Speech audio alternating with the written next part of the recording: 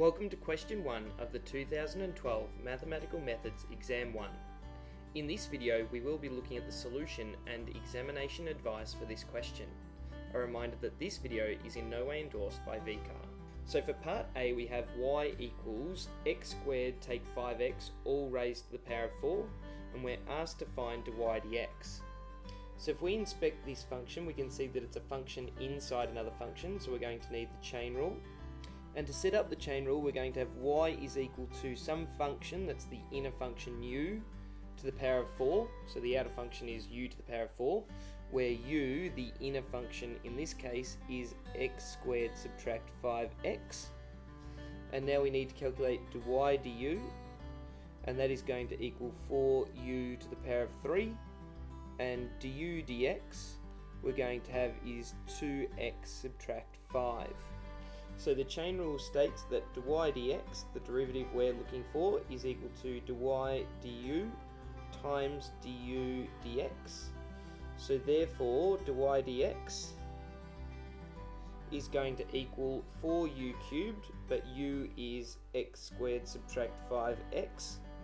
So that's 4u cubed times, and then we're going to have 2x subtract 5, which is the du dx term. So that is the answer to part A of this question.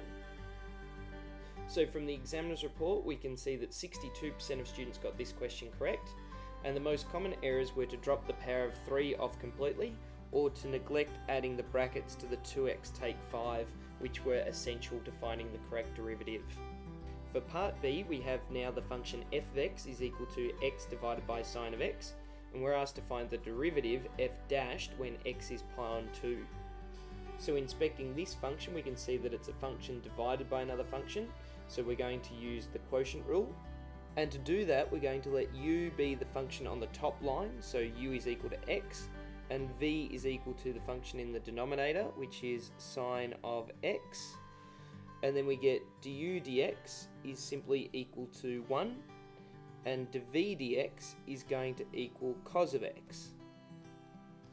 So next from our formula sheet we can see that the derivative d dx of a function u divided by v is equal to v times du dx minus u times dv dx, and then all of that is divided by v squared.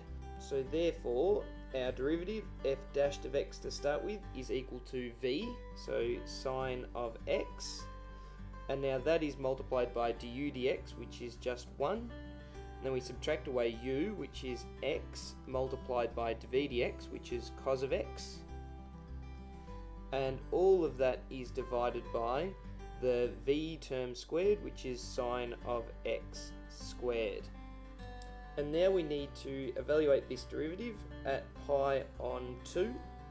So we're going to substitute wherever there's an x, we're going to have pi on 2, so we're going to have sine of pi on 2, and then we subtract away from that pi on 2 times cos of pi on 2, and then all of that is divided by sine of pi on 2 squared. And now remembering our exact values, we know sine of pi on 2 is equal to positive 1, and cos of pi on 2 is equal to 0. And down on the bottom line, this sine of pi on 2 is also equal to 1. So that means the derivative when x is pi on 2 is simply equal to 1 minus pi on 2 times 0 is just 0, divided by 1 squared, so that just comes out to equal 1.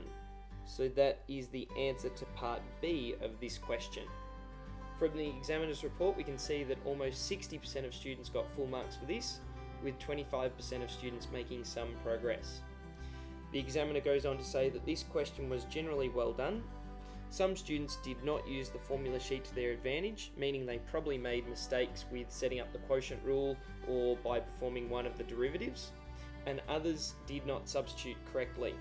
And this year only a few students neglected to substitute the value of pi on 2 into their expression.